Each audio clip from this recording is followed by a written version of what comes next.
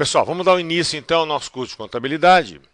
E antes do curso propriamente dito, vou falar um pouquinho, que é essa nossa primeira aula, sobre essa contextualização da contabilidade brasileira, as modificações que ocorreram a partir da Lei 11.638, que colocou o Brasil alinhado com a contabilidade internacional.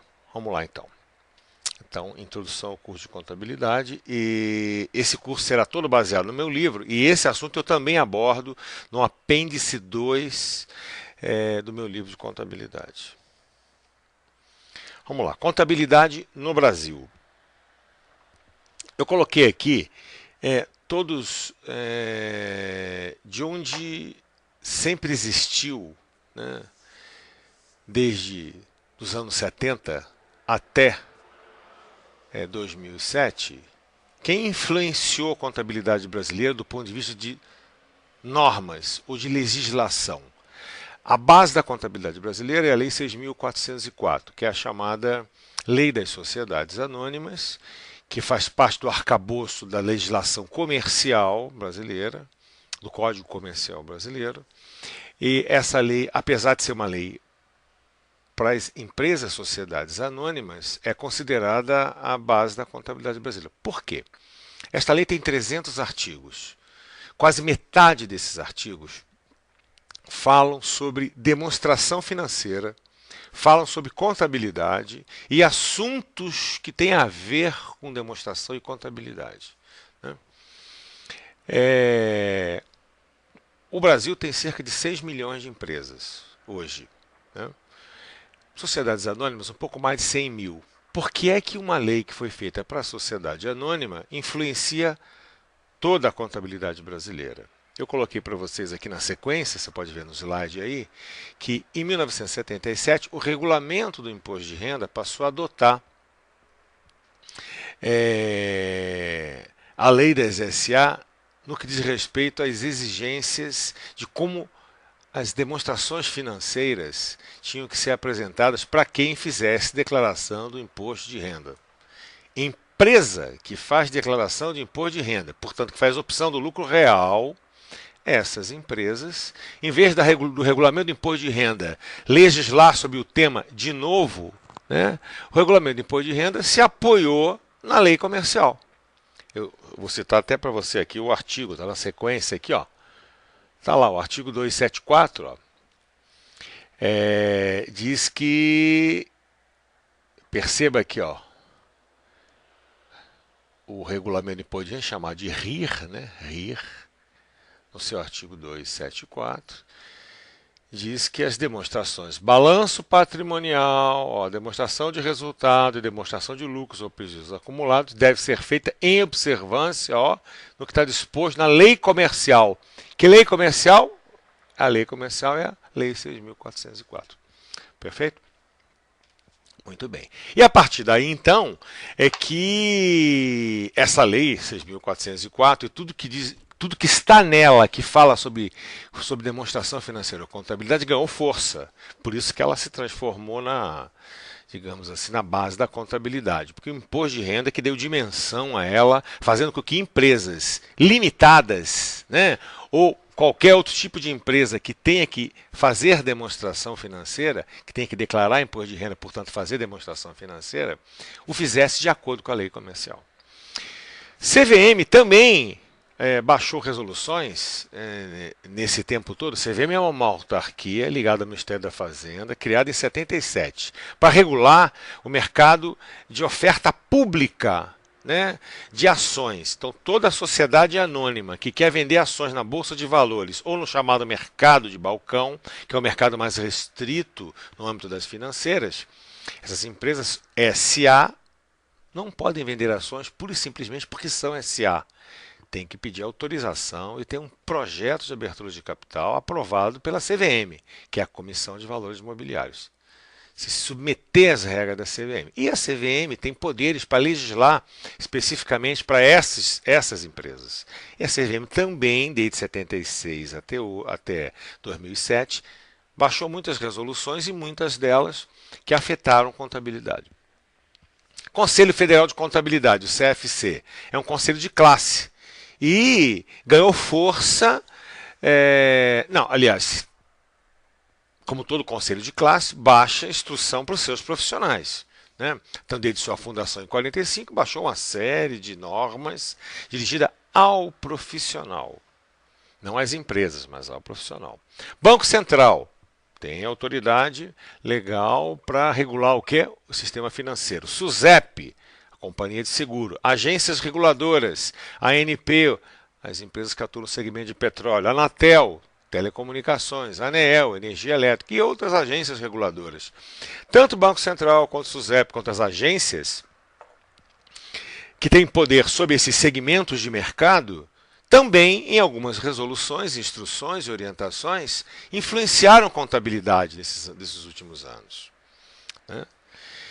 O IBRACON, que é o Instituto de Auditores Independentes do Brasil, que era chamado Instituto Brasileiro de Contadores, é um órgão eminentemente técnico, que foi usado pelo Poder Legislativo e por todas essas entidades para emitir pareceres, e graças a Deus, muitas dessas entidades, quando precisavam legislar sobre contabilidade, pediam um parecer do IBRACON, e esses pareceres viravam, então, uma resolução. Né? Mas, enfim, infelizmente, muitas dessas resoluções eram conflitantes com a lei e umas com as outras. A contabilidade brasileira vivia nesse contexto de confusão. Né? Já comentamos aqui, como o regulamento do imposto de renda se apoiou na lei comercial. E o que aconteceu então no mundo e no Brasil e como estamos hoje? Eu coloquei aqui para você uma cronologia da contabilidade internacional e no Brasil. Em vermelho, eu coloquei para você aqui os eventos lá fora. Em 73 foi criado o chamado IASC, em 2001 o IASB. No slide seguinte, eu coloquei para você o significado. IASC, International Accounting Standard Committee. Né, que foi criado em 73 por 10 países listados aí. Com que objetivo? Por entidades particulares, privadas, né, ligadas a contadores, com o objetivo de criar uma chamada contabilidade internacional. Moçada, contabilidade é a linguagem dos negócios. Se uma empresa precisa fazer negócios com outra num país, já precisa conhecer bem essa outra empresa, a dimensão dessa outra empresa. Se eu vou comprar alguma coisa, será que ele tem capacidade de me fornecer? Se eu vou vender, será que ele tem capacidade de me pagar?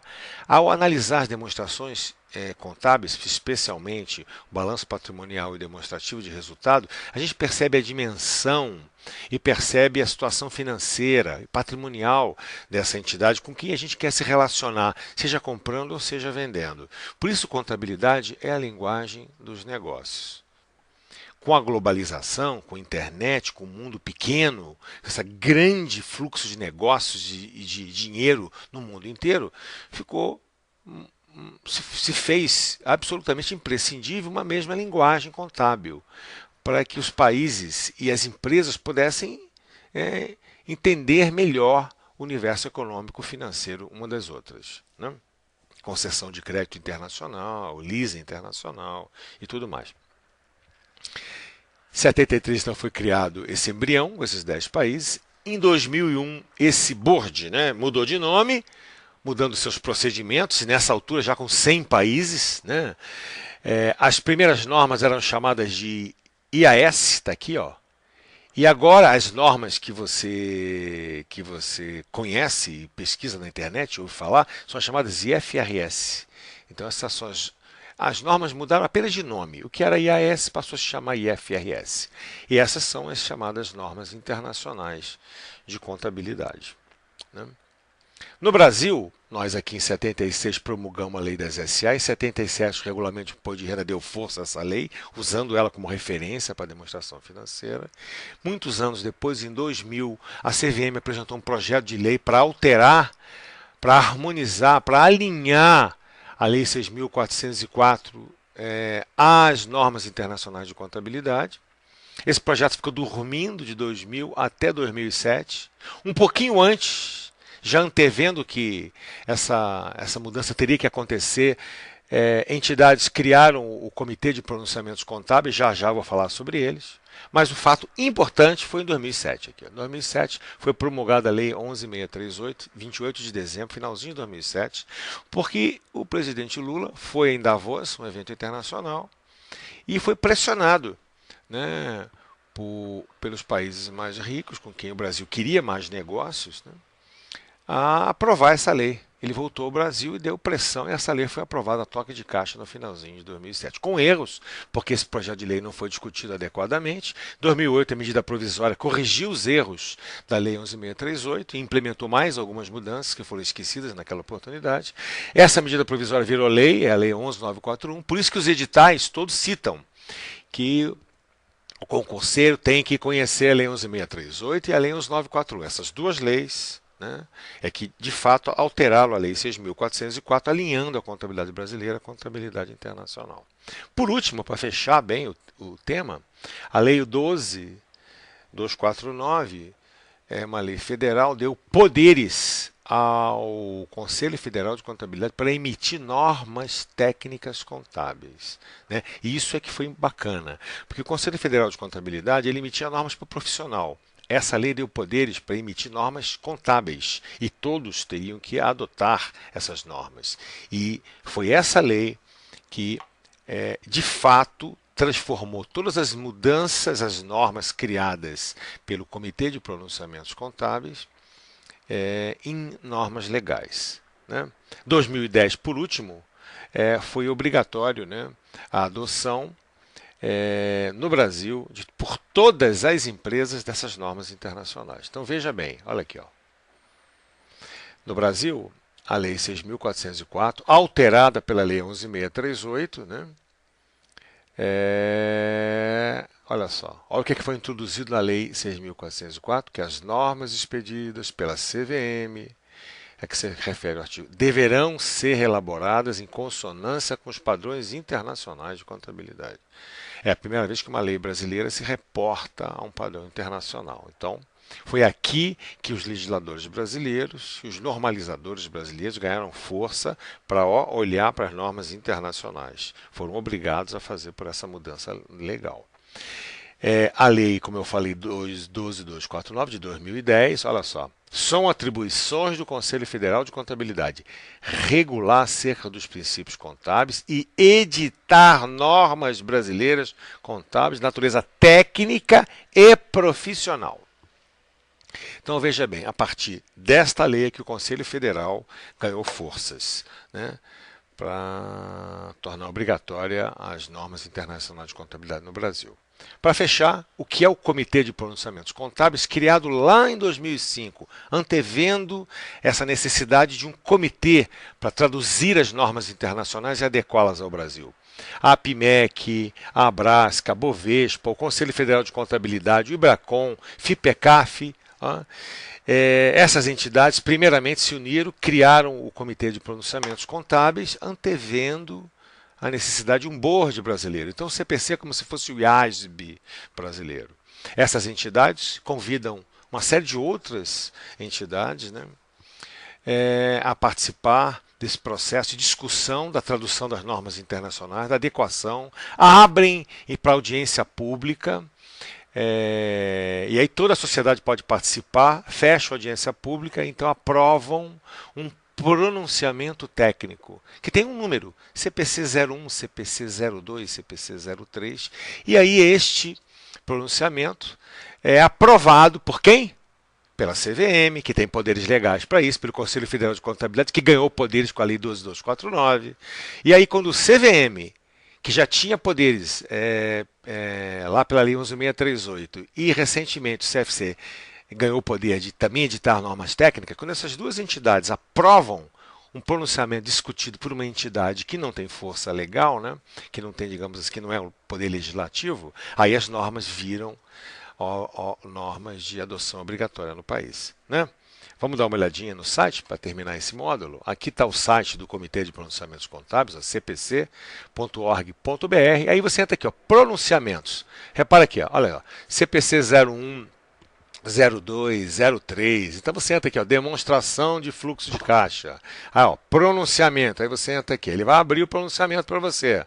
Pronto, aqui está toda a especificação bonitinha, detalhamento de como deve ser elaborado o fluxo de caixa. Perfeito? Você entra aqui, ó, demonstrações financeiras. É o CPC 26. Ó. Se você entrar aqui no CPC 26, apresentação das demonstrações contábeis. Aí, ó. Aí você vai ver aqui tudo sobre, ó, as demonstrações contábeis. Regime de competência, ativo circulante, passivo circulante, demonstração de resultado, de mutação do patrimônio líquido, notas explicativas. Então nós temos CPCs para todos os assuntos, todos os assuntos. Perceba, olha só. Né? 1. Redução ao valor recuperável. 3, fluxo de caixa. 4, intangível. Olha aí, ó. 5, parte relacionada. 6, arrendamento mercantil. E assim sucessivamente. Todos os temas que diz respeito à contabilidade estão detalhados em normas. Você não precisa se preocupar em entrar nesse site nem estudar essas normas. São milhares de páginas de difícil entendimento muitas vezes. Nosso curso aqui ele vai estar de maneira bem objetiva, tratando todos os temas, o que você precisa saber sobre cada norma dessa, como tem caído nas provas de concursos recentes. Né? Não, isso aqui eu entrei só por curiosidade, só para você entender, né? Que orientação nós estamos dando ao nosso curso, ao nosso livro absolutamente atualizado, né? E ao nosso curso. Muito obrigado pela sua atenção e assista às aulas seguintes e na próxima aula começamos efetivamente o nosso curso de contabilidade.